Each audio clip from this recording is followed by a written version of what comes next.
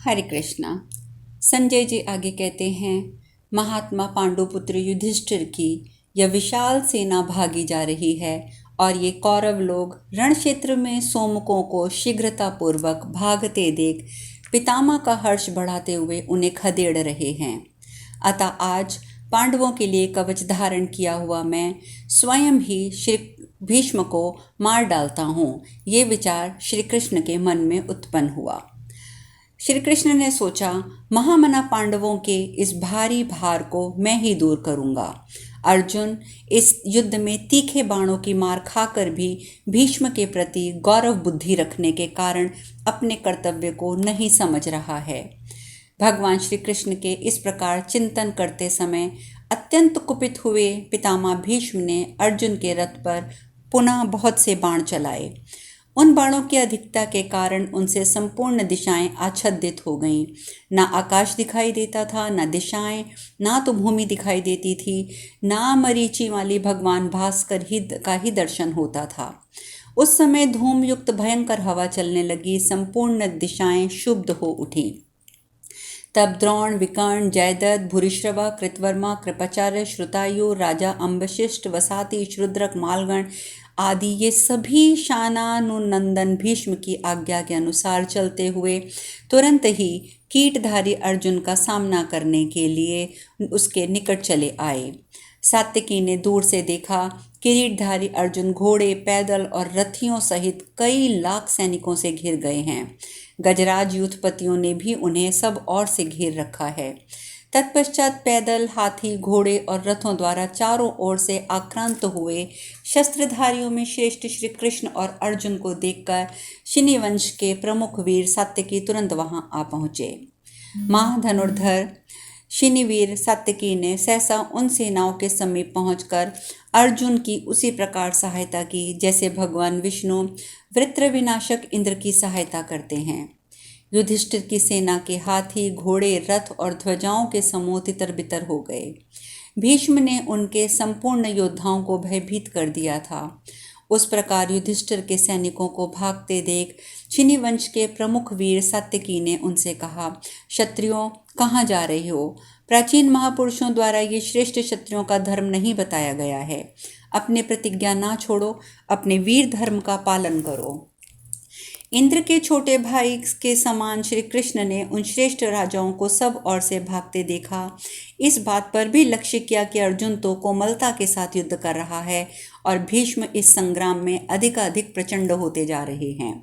यह देखकर संपूर्ण यदुकुल का भरण पोषण करने वाले महात्मा भगवान श्री कृष्ण सहन न कर सके। उन्होंने समस्त कौरवों को सब ओर से आक्रमण करते देख यशस्वी वीर सात्यकी की प्रशंसा करते हुए कहा, शिनिवंश के प्रमुख वीर सातव रत्न तो जो भागे जा रहे हैं वे भाग जाएं, जो खड़े हैं वे भी चले जाएं। मैं इन लोगों का भरोसा नहीं करता। तुम देखो, मैं अभी संग्राम भूमि में सहायकों के गणों के साथ भीष्म और द्रोणाचार्य को रथ से मार गिराता हूँ। सत्यवत वीर, आज कौरव सेना का कोई भी रथी क्रोध में भरे हुए मुझ कृष्ण के हाथ से जीवित नहीं छूट सकता। मैं अपना भयंकर चक्र लेकर महान व्रतधारी भीष्म के प्राण हर लूंगा। सात्यके, सहायक गणों सहित भीष्म और द्रोण इन दोनों वीर महारथियों को युद्ध में मैं मारकर अर्जुन, राजा युधिष्ठिर, भीमसेन, नकुल, सहदेव को प्रसन्न कर लूंगा। धृतराष्ट्र के सभी पुत्र तथा उसके पक्ष में आए हुए सभी श्रेष्ठ नरेशों को मारकर मैं प्रसन्नतापूर्वक आज राजा युधिष्ठिर को राज्य से संपन्न कर दूंगा। संजय कहते हैं, ऐसा कहकर महानुभाव श्री कृष्ण ने अपने पुरातन एवं तीक्ष्ण आयुध सुदर्शन चक्र का स्मरण किया। उसके चिंतन करने मात्र से ही वह स्वयं उनके हाथों के अग्रभाग में उपस्थित हो गया। उस चक्र की नाभि बड़ी सुंदर थी, सारा प्रकाश सूर्य के समान और प्रभाव व्रज के तुल्य था। उसके किनारे छुरे के समान तीक्ष्ण थे। वसुदेव नंदन भगवान महात्मा भगवान श्री कृष्ण घोड़ों की लगाम छोड़कर हाथ में उस चक्र को घुमाते हुए रथ से कूद पड़े और जिस प्रकार सिंह बड़े हुए घमंड वाले मदांत एवं उत्मत्त गजराज को मार डालने की इच्छा से उसकी ओर झपटे, उसी प्रकार वे भी अपने पैरों की धमक से पृथ्वी को कपाते हुए युद्ध स्थल में भीष्म की ओर बड़े वेग से दौड़े। भगवान श्री कृष्ण समस्त शत्रुओं को मत डालने की शक्ति रखते थे। वे उस सेना के मध्य भाग में कुपित होकर जिस समय भीष्म की ओर झपटे, उस समय उनके श्याम विग्रह पर लपट हवा के वेग से फहराता हुआ पीताम्बर का छोर उन्हें ऐसे शोभा दे रहा था मानो आकाश में बिजली से आवेशित हो श्याम मेघ सुशोभित हो रहा हो। श्री कृष्ण की सुंदर भुजा रूपी विशाल नाल से सुशोभित व सुदर्शन चक्र कमल के समान शोभा पा रहा था, मानो भगवान नारायण के नाभि से प्रकट हुए प्रातःकालीन सूर्य के समान कांति वाला आदि कमल प्रकाशित हो रहा हो। श्री कृष्ण के कोद रूपी सूर्योदय से वह कमल विकसित हुआ था। उसके किनारे छुरे के समान तीक्ष्ण थे। वे ही मानो उसके सुंदर दल के भगवान श्री विग्रह रूपी महान सरोवर की ओर बढ़ा हुआ था और नारायण स्वरूप श्री कृष्ण की बाहु रूपी नाल उसकी शोभा बढ़ा रही थी।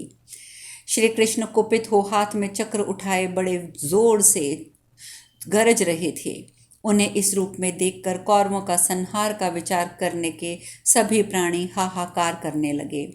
वे जगत गुरु वसुदेव नंदन श्री कृष्ण हाथ में चक्र ले मानो संपूर्ण जगत का संहार करने के लिए उद्यत थे। समस्त प्राणियों को जलाकर भस्म कर डालने के लिए उठी हुई प्रलाग्नि के समान प्रकाशित हो रहे थे। भगवान को चक्र लिए अपनी और वेग पूर्व आते देख शांतनु नंदन भीष्म उस समय तनिक भी भय और घबराहट का अनुभव न करते हुए दोनों हाथों से गांडीव धनुष के समान गंभीर घोष करने वाले अपने महान धनुष को खींचने लगे। उस समय युद्ध स्थल में भीष्म के चित्त में तनिक भी मोह नहीं था। वे अनंत पुरुषार्थशाली भगवान श्री कृष्ण का आवाहन करते हुए बोले, आइए आइए देवेश्वर जगन्निवास, आपको मैं नमस्कार करता हूँ। हाथ में चक्र के लिए हुए माधव, आप सबको शरण देने वाले लोकनाथ हैं। आज युद्ध भूमि में बलपूर्वक उत्तम रथ से मुझे मार गिराइए। श्री कृष्ण, यदि आज मैं आपके हाथों मारा जाऊंगा तो इहलोक और परलोक में मेरा कल्याण होगा। अंधक और विष्णुकुल की रक्षा करने वाले वीर, आपके इस आक्रमण से तीनों लोकों में मेरा गौरव बढ़ गया। मोटी लंबी उत्तम भुजाओं वाले यदुकुल श्री श्रेष्ठ भगवान श्री कृष्ण को आगे बढ़ते देख अर्जुन भी बड़ी उतावली के साथ रथ से कूदकर उनके पीछे दौड़े और निकट जाकर भगवान की दोनों बाहें पकड़ ली। अर्जुन की भुजाएं भी मोटी और विशाल थीं। आदिदेव आत्मयोगी भगवान श्री कृष्ण बहुत रोष में भरे हुए थे। वे अर्जुन के पकड़ने पर भी ना रुक सके। जैसे आंधी किसी वृक्ष को खींचे लिए चली जाती है, उसी प्रकार भगवान विष्णु अर्जुन को लिए हुए ही बड़े वेग से आगे बढ़ने लगे। राजन, तब किरीटधारी अर्जुन ने भीष्म के निकट बड़े वेग से जाते हुए श्रीहरि के चरणों को बलपूर्वक पकड़ लिया और किसी प्रकार 10वें कदम पर पहुंचते पहुंचते उन्हें रोका। जब श्री कृष्ण खड़े हो गए तब सुवर्ण का विचित्र हार पहने हुए अर्जुन ने अत्यंत प्रसन्न हो उनके चरणों में प्रणाम करके कहा, केशव, अपना क्रोध रोकिए। प्रभो, आप ही पांडवों के परम आश्रय हैं। केशव, अब मैं अपनी प्रतिज्ञा के अनुसार कर्तव्य का पालन करूंगा, उसका त्याग कभी नहीं करूंगा। यह बात मैं अपने पुत्रों और भाइयों की शपथ खाकर कहता हूँ। उपेंद्र, आपकी आज्ञा मिलने पर मैं समस्त कौरवों का अंत कर डालूंगा। अर्जुन की ये प्रतिज्ञा और कर्तव्य पालन का ये निश्चय सुनकर भगवान श्री कृष्ण का मन प्रसन्न हो गया। वे कुरुश्रेष्ठ अर्जुन का प्रिय करने के लिए उद्यत हुए चक्र लिए हुए पुनः रथ पर जा बैठे। शत्रुओं का संहार करने वाले भगवान श्री कृष्ण ने पुनः घोड़ों की बागडोर संभाली और पंचजन्य शंख लेकर उसकी ध्वनि से संपूर्ण दिशाओं को प्रतिध्वनित कर दिया। उस समय उनके कंठ का हार, भुजाओं के बाजूबंद, कानों के कुंडल हिलने लगे। उनके कमल के समान सुंदर नेत्रों पर सेना से उठी हुई धूल बिखर गई।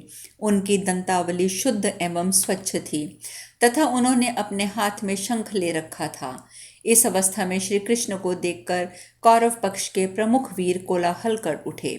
तत्पश्चात कौरवों ने के संपूर्ण सैन्य दलों में मृदंग, भेरी, पांडव, दुदुम्बी की ध्वनि होने लगी। रथ के पहियों की घड़घड़ाहट सुनाई देने लगी। अर्जुन के गांडीव धनुष का गंभीर घोष मेघ की गर्जना के समान आकाश तथा संपूर्ण दिशाओं में फैल गया तथा उनके धनुष के छूटे हुए निर्मल एवं स्वच्छ बाण संपूर्ण दिशाओं में बरसने लगे। उस समय कौरव राज दुर्योधन हाथ में धनुष बाण लिए बड़े वेग से अर्जुन के समान आया, मानो घास भूस को जलाने के लिए प्रज्वलित आग आगे बढ़ी चली आती है। भीष्म और भूरिश्रवा ने भी दुर्योधन का साथ दिया। तदंतर भूरिश्रवा ने सोने के पंख से युक्त 7 भल अर्जुन पर चलाए। दुर्योधन ने भयंकर वेगशाली तोमर का प्रहार किया।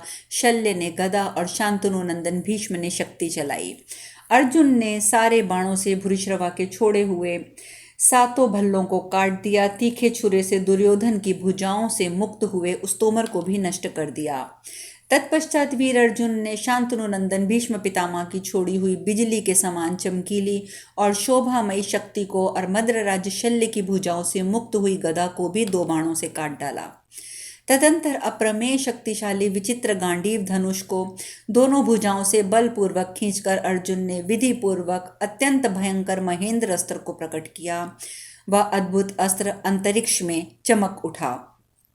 फिर किरीटधारी महामना महाधनुर्धर अर्जुन ने उस उत्तम अस्त्र द्वारा निर्मल एवं अग्नि के समान प्रज्वलित बाणों का जाल सा बिछाकर कौरवों के समस्त सैनिकों को आगे बढ़ने से रोक दिया। अर्जुन के धनुष से छूटे हुए बाण शत्रुओं के रथ, ध्वजाग्र, धनुष और बाहु काटकर नरेशों, गजराजों और घोड़ों के शरीरों में घुसने लगे। तदंतर तीखी धार वाले बाणों से युद्ध स्थल में संपूर्ण दिशाओं और कोणों को आच्छादित करके किरीटधारी अर्जुन ने गांडीव धनुष की टंकार से कौरवों के मन में भारी व्यथा उत्पन्न कर दी। इस प्रकार से अत्यंत भयंकर युद्ध में शंख ध्वनि, धुधुम्बी ध्वनि, घोड़ों रथों के पहियों के भयंकर शब्द गांडीव धनुष की टंकार के सामने सब दब गए। तब उस गांडीव के शब्द को पहचान कर राजा विराट आदि प्रमुख वीर और वीरवर पांचाल राज द्रुपद भी सभी उदारचित नरेश उस स्थान पर आ गए। जहाँ जहाँ गांडीव धनुष की टंकार होती वहाँ वहाँ आपके सारे सैनिक मस्तक टेक देते थे। कोई भी उसके प्रतिकूल आक्रमण नहीं करता था। राजाओं के उस भयंकर संग्राम में रथ, घोड़े, सारथी सहित बड़े बड़े वीर मारे गए। सुनहरे सुंदर रस्सों से कसे हुए बड़ी बड़ी पताकाओं वाले हाथी नाराजों की मार से पीड़ित हो शक्ति और चेतना खोकर सहसा धाराशायी हो गए। कुंती कुमार अर्जुन के भयंकर वेग वाले तीखे एवं पंखयुक्त निर्मल भल्लों से गहरी चोट पड़ने पर कवच और शरीर दोनों के विदीर्ण हो जाने से कौरव सैनिक सहसा प्राण शून्य होकर गिर जाती। युद्ध के मुहाने पर जितने यंत्र कट गए, इंद्रकील नष्ट हो गए, बड़े से बड़े ध्वज छिन्न भिन्न होकर गिरने लगे। उस संग्राम में अर्जुन के बाणों से घायल पैदलों के समूह, रथी, घोड़े, हाथी शीघ्र ही सत्व शून्य होकर अपने अंगों को पकड़े हुए पृथ्वी पर गिरने लगे। उस महान इंद्रास्त्र से समरभूमि में सभी सैनिकों के शरीर और कवच छिन्न भिन्न हो गए। उस समय सम्रांगण में किरीटधारी अर्जुन ने अपने तीखे बाण समूहों द्वारा योद्धाओं के शरीर में लगे हुए आघात से निकलने वाले रक्त की एक भयंकर नदी बहा दी, जिसमें मनुष्यों के मेदे फेने के समान जान पड़ते थे।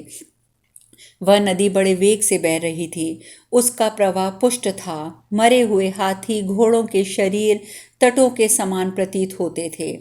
राजाओं के मज्जा, मांस और कीचड़ के समान थे। बहुत से राक्षस और भूतगण उसका सेवन करते थे। मुर्दों की खोपड़ियों के केश सेवार का भ्रम उत्पन्न करते थे। सहस्त्रों शरीर उसमें जल जंतुओं के समान बह रहे थे। छिन्न भिन्न होकर बिखरे हुए कवच लहरों के समान उसमें सर्वत्र व्याप्त थे। मनुष्यों, घोड़ों और हाथियों की कटी हुई हड्डियां छोटे छोटे कंकड़ पत्थरों का काम दे रही थी। उसके दोनों किनारों पर कुत्ते, कौवे, भेड़िए, गीद, कंक, तरक्षु तथा अन्य मांसभक्षी जंतु निवास करते थे। उस भयानक नदी को लोगों ने महावैतरणी के समान देखा। अर्जुन के बाण समूहों से उस नदी का प्राकट्य हुआ था। वह चर्बी, मज्जा और रक्त बहाने के कारण बड़ी भयंकर जान पड़ती थी। इस प्रकार कौरव सेना के प्रधान वीर अर्जुन के द्वारा मारे गए। यह देखकर चेदी, पांचाल, कुरु, मत्स्य देश के क्षत्रिय और कुंती के पुत्र ये सभी नरवीर विजय पाने से निर्भय होकर कौरव योद्धाओं को भयभीत करते हुए एक साथ सिंहनाद करने लगे। शत्रुओं को भय देने वाले किरीटधारी अर्जुन के द्वारा कौरव सेना के प्रमुख वीरों को मारे गए देखकर पांडव पक्ष के वीरों को बड़ी प्रसन्नता हुई थी। गांडीवधारी अर्जुन तथा भगवान श्री कृष्ण मृगों के यूथों को भयभीत करने वाले सिंह के समान कौरव सेनापतियों की सारी सेना को संत्रस्त करके अत्यंत हर्ष में भरकर गर्जना करने लगे। तदंतर शास्त्रों के आघात से अत्यंत शक्त विषप्त अंगों वाले भीष्म, द्रोण, दुर्योधन, वाहिक और अन्य कौरव योद्धाओं ने सूर्यदेव को अपनी किरणों को समेटते देख और भयंकर इंद्रास्त्र को प्रलयंकार अग्नि के समान सर्वत्र व्याप्त एवं असहाय हुआ जानकर सूर्य की लाली से युक्त संध्या एवं निशा के आरंभ काल का अवलोकन कर सेना को युद्ध भूमि से लौटा लिया। धनंजय भी शत्रुओं को जीतकर एवं लोक के में सुयश और सुकीर्ति पाकर भाइयों और राजाओं के साथ साथ कार्य करके निशा के आरंभ में अपने शिविर लौट आए। उस समय रात्रि के आरंभ में कौरवों के दल में बड़ा भयंकर कोलाहल होने लगा। वे आपस में कहने लगे, आज अर्जुन ने रण क्षेत्र में 10,000 रथियों का विनाश करके 700 हाथी मार डाले हैं। प्राच्य, सौवीर, शूद्रक, मालव सभी क्षत्रिय गणों को मार गिराया है। धनंजय ने तो महान पराक्रम किया है, उसे कोई दूसरा वीर नहीं कर सकता। शत्रायु राजा, अम्बशिष्ट, दुर्मशन, चित्रसेन, द्रोण, कृप, जयद्रथ, वाहिक, भूरिश्रवा, शल्य और शल ये तथा और भी सैकड़ों योद्धा क्रोध में भरे हुए लोक महारथी किरीटधारी कुंती कुमार अर्जुन के द्वारा रणभूमि में अपनी भुजाओं के पराक्रम से भीष्म पितामह सहित परास्त किए गए हैं। भारत उपयुक्त बातें कहते हुए आपके समस्त सैनिक सहस्त्रों जलती हुई मशालें और प्रकाशमान दीपों के उजालाले में अपने अपने शिविर गए। कौरव सेना के संपूर्ण सैनिकों पर अर्जुन का त्रास छा रहा था। इसी अवस्था में उस सेना ने रात में विश्राम किया, लेकिन वह विश्राम भी उनके अंदर एक डर उत्पन्न करता रहा। इस प्रकार श्री महाभारत में भीष्म पर्व के अंतर्गत भीष्मवध पर्व में तीसरे दिन सेना के विश्राम के लिए लौटने के संबंध रखने वाला 59वां अध्याय आज पूर्ण हुआ। शेष कथा कल। हरे कृष्णा।